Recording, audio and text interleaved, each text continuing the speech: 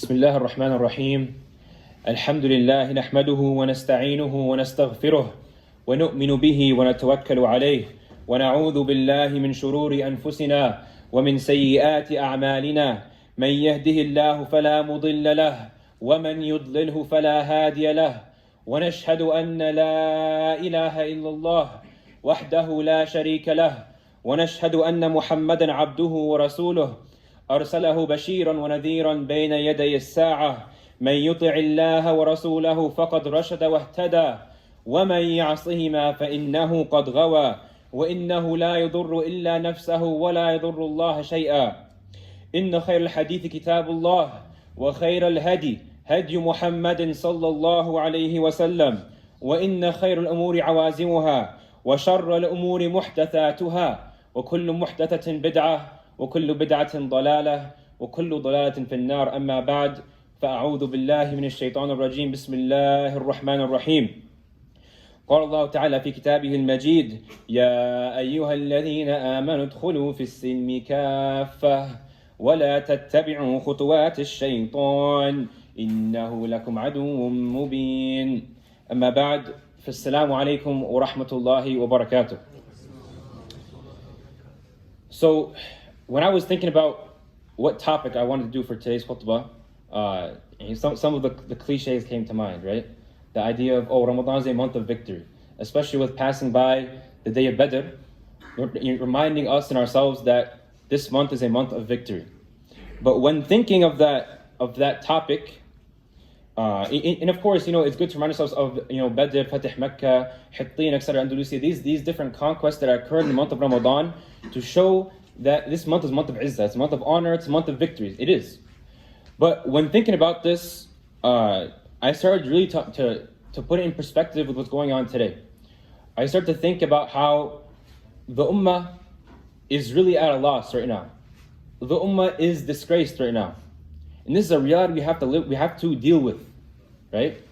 So from this perspective, when I came to address the topic of Ramadan, a month of victories, I decided that to make it more productive, instead of the same way we do every single year, which is remind ourselves of the different victories and say that inshallah, the coming Ramadan or the one after, we want it to be a one where we are getting victories, we are making victories, right? I said, you know what, let me make a khutbah about what are the conditions of victory. What is it that we have to do? Like actually, what do we have to sit here and do and actually make progress, practical steps to get towards that victory? So that next year, or this year even, inshallah, this Ramadan, we can actually turn it into a month of victory. Not a month where we review and look into the history of victories, but we create new victories, inshallah. And, year after year, we make dua for whether it's Gaza, whether it's Palestine, whether it's Yemen, whether it's Syria, etc. Sudan. The list can go on, right? We make dua for this victory from Allah subhanahu wa ta'ala to come, but it hasn't come. And this is something that we have to dive deep into and understand, to see and review our own actions, to see where are we going wrong? Are we doing anything wrong? Is there something we're missing? And Allah subhanahu wa ta'ala says in the Quran, بعد أعوذ بالله من الشيطان الرجيم بسم الله الرحمن الرحيم وما النصر إلا من عند الله وما النصر إلا من عند الله. That victory only comes from Allah subhanahu wa ta'ala. But I want to focus on the way this ayah is said. وَمَن نَصْرُ. That there is no victory. No victory can ever be achieved, and was ever achieved, and will ever be achieved, إِلَّا مِنْ عِنْدِ اللَّهِ. Except from Allah subhanahu wa ta'ala. Except with the permission from Allah subhanahu wa ta'ala. And this is something that if we put it into context, then it shows us that we have to be, from the Quran's perspective, doing certain actions. We have to be preparing ourselves for this victory. If we support Allah subhanahu wa ta'ala, He'll support us. So from this perspective, I want to dive deep into how we can prepare ourselves for this victory. But before I do that, I want to add one quick small note. We're not here asking this question and reviewing our actions and trying to really look at our actions and see what we're missing, not from the perspective of because the victory hasn't come, or because we want the victory to come now, and the fact that it's not coming now means we have to be doing something incorrect. the timing, when victory comes, is in the hands of Allah subhanahu wa ta'ala. Rasulullah sallallahu alayhi wa sallam struggled in Mecca for 13 years. Imagine. Rasulullah sallallahu alayhi wa sallam is the best of human beings, has the best akhlaq, has the best way of giving da'wah. He had the Quran, the best of speech. Yet it still took him 13 years, and he wasn't even able to change his hometown into a society that was ruled by Islam. He had to go to Medina. So the victory, this Nasr, comes when Allah subhanahu wa ta'ala wants it to come, and it comes where Allah subhanahu wa ta'ala wants it to come, and it comes how Allah subhanahu wa ta'ala wants it to come. So with that being said, I want to get into the two main points of my khutbah today, which is number one, al-i'dad, and number two, al-isti'dad. And the translation I'll use for the two of them is, al-i'dad is the dunya preparation, or the outer, you can call it the tangible preparation that we have to do. And then al-isti'dad is, you can call it the dini, or the spiritual, or the inner preparation that we have to make for this victory from Allah subhanahu wa ta'ala. And again, remembering ourselves and reminding ourselves that this Islamic aqeedah of ours, this aqeedah of ours tells us to take action, to come to the victory. If we go to the victory, then inshallah, and we follow the steps from Quran and Sunnah, then inshallah we'll have tawfiq from Allah subhanahu wa ta'ala. And this is especially important in the month of Ramadan, brothers and sisters. A month of Ramadan where the ummah makes so much dua, and we make so much dua for our brothers and sisters in Gaza, in Sudan, etc., in different places in the world. We have to make sure that we do the best we can to make sure our du'as are being accepted. So with that being said, I want to start off with al-isti'dad. So again, the inner or the dini preparation that we have to do, the spiritual preparation we have to do for this victory inshallah to come. And al-isti'dad can be summarized in one main point, or answering one main question, you can say, which is, why do we want victory? And sometimes we might look at that question and say, okay, well, it's simple. We want victory because there's people dying, because there's human rights violation, because there is things that, and it just, even from a human perspective, you don't want to see that. Or there's, for example, you have family in Gaza. Your family's being tortured and killed. There's many obvious reasons. So why even bother to ask ourselves, why do we want victory? Because the answer to that question is going to tell a lot of secrets. It's going to lead us somewhere which either will give us the tawfiq from Allah subhanahu wa ta'ala and is in accordance with Quran and Sunnah, or we might realize that, you know what, actually wait, my intention of why I'm making dua for Gaza is incorrect, or my intention for why I want victory for the ummah is incorrect. And sometimes, for example, to add like a tangible example so we understand what's the concept we're talking about here, some people, for example, will care, have a deep connection and follow the events, for example, in Pakistan. And when it comes to Pakistan, they have a deep connection and it matters to them a lot, and they want to see the victory. They want to see the Muslims not be oppressed in Pakistan, and they want to see the victory come from there. But when it comes to, for example, Sudan, they don't care as much. When it comes to Palestine, they care, but not as much as Pakistan. When it comes to Syria, they don't care. Right? So again, sometimes we have this mindset, right? That, and even the opposite way. Sometimes we have this mindset that I care about the Arabs and I don't care about anyone else. So this will show us that do I really have the right intention? Am I answering this question correctly? Am I answering this question correctly? And sometimes we might say, you know what? I'm supporting this cause, or I want victory because right now it's a trend. And once that trend dies away, then you'll see that my activism also slowly dies away. I stop giving less lectures on this topic. My dua and my salah, it becomes much less now. The problem hasn't gone away, but it's just not a trend anymore. People aren't speaking about it. It's not in mainstream social media. Now, you subconsciously don't care as much anymore. So sometimes this happens to us, right? And sometimes even look how deep this is. Sometimes even our intention behind victory is because we have family members or tribe members, etc., or people from our family who lived in a certain area and they were killed, and we want revenge. And we want revenge for them. And even that is incorrect, which we'll show inshallah. And real quick, brothers and sisters, if we can move forward, brothers. So the hadith says, عن أبي موسى الأشعري رضي الله عنه قال جاء رجل إلى النبي صلى الله عليه وسلم فقال الرجل يقاتل حمية ويقاتل شجاعة ويقاتل رياء فأي ذلك في سبيل الله. So a man came to Rasulullah sallallahu alayhi wasallam, and he said, a man fights for pride. A man fights for pride and arrogance. Another man fights for bravery, so that people can say he's brave. And another man fights for showing off, for riyah. أي ذلك في سبيل الله. Which one of those is fi sabilillah? Which one of those, Ya Rasulullah, is sincerely in the path of Allah subhanahu wa ta'ala? Rasulullah sallallahu alayhi wa sallam says, من قاتل لتكون كلمة الله هي العليا فهو في سبيل الله. Whoever fights so that the word of Allah subhanahu wa ta'ala is supreme in the land, then he is fi sabilillah. Then he is in the path of Allah subhanahu wa ta'ala. And this is very important to understand, brothers and sisters. We can't have any other intention behind our actions other than, I want to make the word of Allah subhanahu wa ta'ala supreme. This is something that I'm doing for the sake of Allah subhanahu wa ta'ala.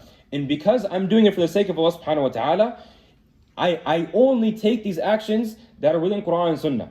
And I make clear my intention that I equally support the Muslims in Gaza the same way I equally support the Muslims in Syria, the same way I equally support the Muslims in Pakistan, etc., in Sudan. We can keep on going. And this is something we have to have as a deep concept in our brain. You have to understand this very clearly. And this isn't out of arrogance or because we want to impose our lifestyle on other people. In the Quran, Allah subhanahu wa ta'ala says, وَمَا أَرْسَلْنَاكَ إِلَّا رَحْمَةً لِلْعَالَمِينَ. Rasulullah sallallahu alayhi wa sallam was sent as a mercy for mankind. So this deen that we're carrying, when we carry the flag of La ilaha illallah, not the flag of Palestine or Sudan or Pakistan, when we carry the flag of La ilaha illallah, it's because we want to see the word of Allah subhanahu wa ta'ala be supreme. We want victory for this ummah. And again, out of what?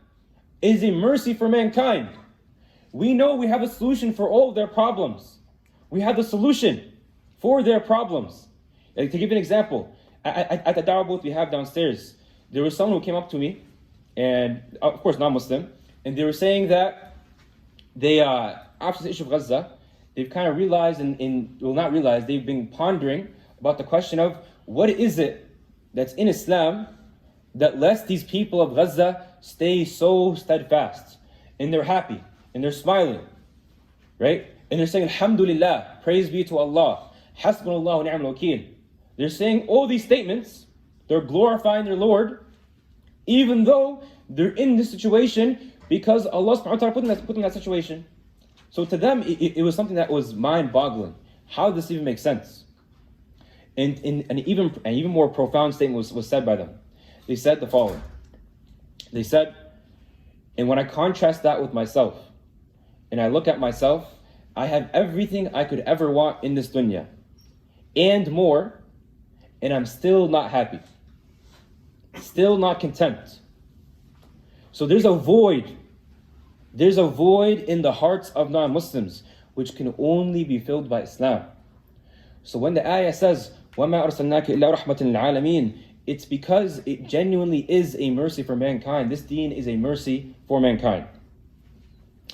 And now the next point I want to make clear is that this isti'dad, that this inner preparation is a ibadah. It is worshipping Allah subhanahu wa ta'ala. In the Quran, Allah subhanahu wa ta'ala says, وَلَيَنْصُرَنَّ اللَّهُ مَنْ يَنْصُرُهُ إِنَّ اللَّهَ قَوِيٌّ عَزِيزٌ. And Allah will surely support those who support Him. Indeed, Allah is powerful and exalted in might. Right? So Allah subhanahu wa ta'ala is telling us, if we go and support Him, then He will support us.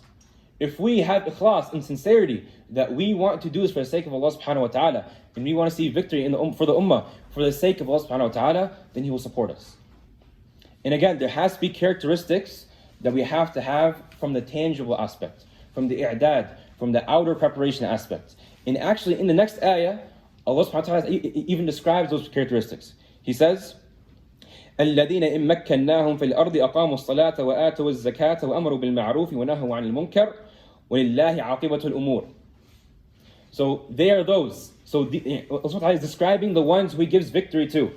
If you can please move forward again, brothers and sisters, or brothers.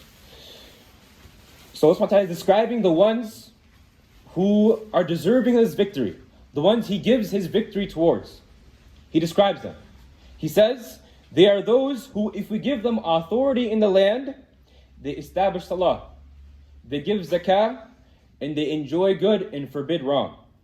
And to Allah belongs the outcome of all matters. So we have to, again, not just make from a spiritual sense, from the inner sense, this genuine ikhlas and sincerity that I want to see the word of Allah subhanahu wa ta'ala supreme. I equally care for the bloodshed of every single Muslim on this planet. And I want to see this ummah be on top, ruling this world, because we have a mercy for mankind. But also, we have to take physical, tangible preparations for this cause. And this brings me into my next point, which is al-i'dad, which is, again, the dunya preparation, or the outer preparation. And what we mentioned before is, again, the spiritual preparation. But now, the outer preparation is doing everything we can in this dunya to achieve victory. Doing everything we can tangibly in this dunya to achieve this victory. And there's a statement I want to say, and inshallah it resonates well with you guys. The quote is, prepare as if Allah subhanahu wa ta'ala is not going to help you. Is not going to help you one bit. And make dua to Allah subhanahu wa ta'ala as if you didn't even prepare anything. So imagine. Prepare as if Allah subhanahu wa ta'ala is not going to help you at all. Do everything you can. But also make dua as if you did nothing. As if you did absolutely nothing, you just sat at home. Make that much dua. Make that powerful dua. And Ibn al-Qayyim rahimahullah, he says in Daraj al-Salikin, لَقَدْ أَجْمَعَ الْعَارِفُونَ عَلَىٰ أَنَّ الرَّجَاء لَا يُصْلِحُ إِلَّا مَعَ الْعَمَلِ. Which means that the people of knowledge, they have a consensus that ar-raja, that hope, having hope in this victory, لا يصلح, it is not done correctly. It is not done correctly إِلَّا مَعَ الْعَمَلِ, except with action. So this action part is very, very important. And to give a very small example of this, we see in Ghazwat Badr. We see in the Battle of Badr that Rasulullah sallallahu alaihi wasallam gives us a clear blueprint. A clear blueprint. And I'll mention just a couple. And this is even everything he did to prepare for this battle, but just a couple bullet points. Number one, Rasulullah sallallahu alaihi wasallam, when he met, not to give the whole story, but he met a man, and the man asked him, who are you guys, etc. Rasulullah said, look, we'll tell you if you tell us. And he gave them information about the whereabouts of Quraysh and their army. And then he said, we're from water, and he left, right? So number one, he misled the person because he didn't want to give him information on the army of the Muslims. But number two, he got information on the army of Quraysh. So look at the practical, tangible steps Rasulullah sallallahu alaihi wasallam is taking in this Ghazwa Badr.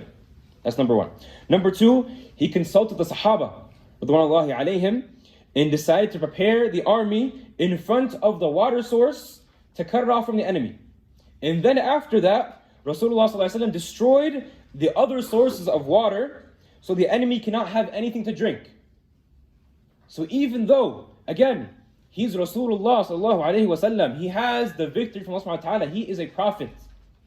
He's still taking these military strategies and tactics and he's applying them to the best of his ability. He's taking full advantage of everything he can do in this dunya.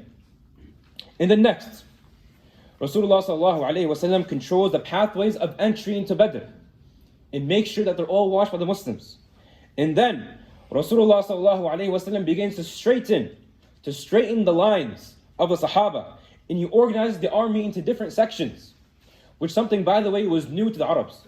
The Arabs at that time, all they knew was al-kar wal-far, which is, to translate, it's just running into the battle all at once, kind of like a haphazard manner, running into the battle and just running back, and then running back in and running back. So fight, retreat, fight, retreat. There was no organization. There was no, okay, this squadron, this battalion is for this purpose, and this battalion is for that purpose, and the army is divided into sections and organized. This wasn't a thing. So again, look at the superior military strategy that Rasulullah sallallahu alaihi wasallam is employing in this battle. Even though, again, we'll see later, he makes dua. he makes a lot of dua, right? And then next, Rasulullah ﷺ sends 2 of his spies to the army of Quraysh, and they come back with news, saying where they are and how much they are, etc. So again, we still see Rasulullah ﷺ is gathering information. And then, at the end of all this, and I didn't even mention all the details of Badr. It's a very long story, inshallah. But after all of this, Rasulullah ﷺ then stands up and makes dua. And makes dua in a powerful manner. Not any regular dua. Someone who did this much preparation, you would think his dua would be very short, right? Because you prepared so much, how could you not win? You prepared so much, from strategies to tactics to organizing the army, etc. You prepared so much. But look at the seerah of Rasulullah ﷺ. He stands and makes a powerful, long dua, to the point that the seerah says, Rasulullah ﷺ used to stand up with his hands up, making dua, to the point that the cloak on his back fell. The cloak on his back fell from how much he was making dua. And Abu Bakr radiallahu anhu, he walks in crying, and he says, Ya Rasulullah, it's enough. You've made dua to your Lord enough. You've asked him so aggressively. The victory will come. You're the Prophet of Allah subhanahu wa ta'ala. So look at imagine the scene in your head. And again, brothers, if you can move forward, there's a lot of people. So imagine the scene in your head. Imagine the scene. Rasulullah ﷺ is making a powerful dua, as if he didn't prepare anything. And we have to be the same way today, brothers and sisters. We have to be people who do everything we possibly can, to support the ummah. Everything. But also make so much dua to the extent someone would think that you didn't prepare anything. And with that being said, أقول قولي هذا واستغفر الله لي ولكم ولسائر المسلمين فاستغفروه إنه هو الغفور الرحيم.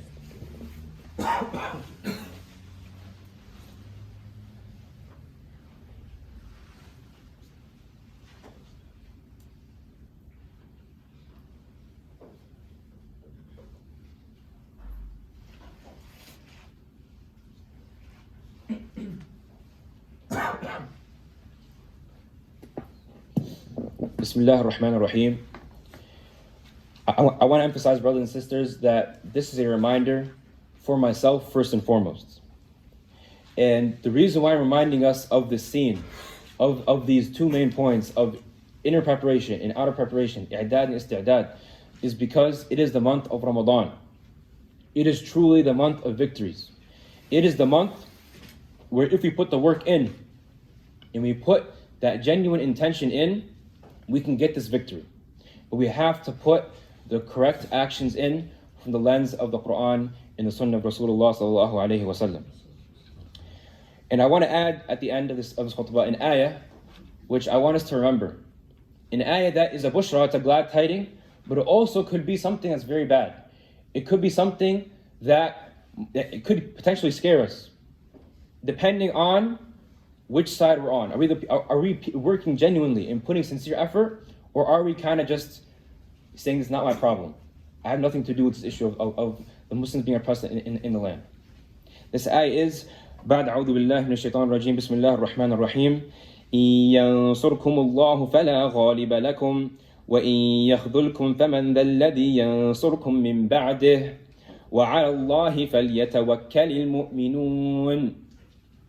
If Allah should aid you, فَلَا غَالِبَ لَكُمْ, then there is no one in this earth who can defeat you. No one. But if Allah subhanahu wa ta'ala should forsake you, who is there? And it's again a rhetorical question. Who is there? Who is there that can aid you after Allah subhanahu wa ta'ala? If Allah subhanahu wa ta'ala is not on our side, who will help us? And at the end, this ayah ends off with, and upon Allah, let the believers rely. So again, put our tawakkul in Allah subhanahu wa ta'ala. Take the proper action and put tawakkul in Allah subhanahu wa ta'ala. I ask Allah subhanahu wa ta'ala to make us from those whom He aids and not from those who He forsakes, inshaAllah. Alhamdulillah Rabbil Alameen, wa salatu wa salamu ala Rasulillahi wa ala alihi wa sahbihi ajma'een. أما بعد فيا معشر المسلمين أعوذ بالله من الشيطان الرجيم بسم الله الرحمن الرحيم قال الله تعالى في كتابه الكريم: إن الله وملائكته يصلون على النبي يا أيها الذين آمنوا صلوا عليه وسلموا تسليما. اللهم صل على سيدنا ومولانا محمد بعدد من صلى وصام. اللهم صل على جميع الأنبياء والمرسلين وعلى سائر الصحابة والتابعين ومن اتبعهم بإحسان إلى يوم الدين. اللهم أيد الإسلام والمسلمين. اللهم انصر من نصر دين محمد صلى الله عليه وسلم واجعلنا منهم، واخذل من خذل دين محمد صلى الله عليه وسلم ولا تجعلنا منهم. اللهم أرنا الحق حقا وارزقنا اتباعه، وأرنا الباطل باطلا وارزقنا اجتنابه. اللهم ثبتنا على الإسلام. اللهم نور قلوبنا بنور الإيمان. آمين رب العالمين. اللهم إنا نسألك رضاك والجنة. اللهم إنا نسألك رضاك والجنة. اللهم إنا نسألك رضاك والجنة. اللهم إنا نسألك أن ترحمنا وأن ترحم إخواننا في غزة. اللهم إنا نسألك أن ترحمنا وأن ترحم إخواننا في غزة. اللهم إنا نسألك أن ترحمنا وأن ترحم إخواننا في غزة. ربنا إنا ظلمنا أنفسنا وإن لم تغفر لنا وترحمنا لنكونن من الخاسرين. اللهم أنت ربي لا إله إلا أنت، خلقتني وأنا عبدك، وأنا على عهدك ووعدك ما استطعت. أعوذ بك من شر ما صنعت، وأبوء لك بنعمتك علي وأبوء بذنبي، فاغفر لي فإنه لا يغفر الذنوب إلا أنت. اللهم استخدمنا ولا تستبدلنا يا رب العالمين. اللهم أعز الإسلام والمسلمين وأذل الشرك والمشركين ودمر أعداء الدين يا رب العالمين.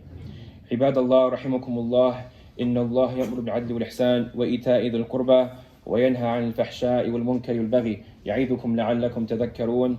اذكروا الله يذكركم وادعوه يستجب لكم، ولذكر الله تعالى أعلى وأولى وأعز وجل وهم وتم وأكبر. وأقم الصلاة.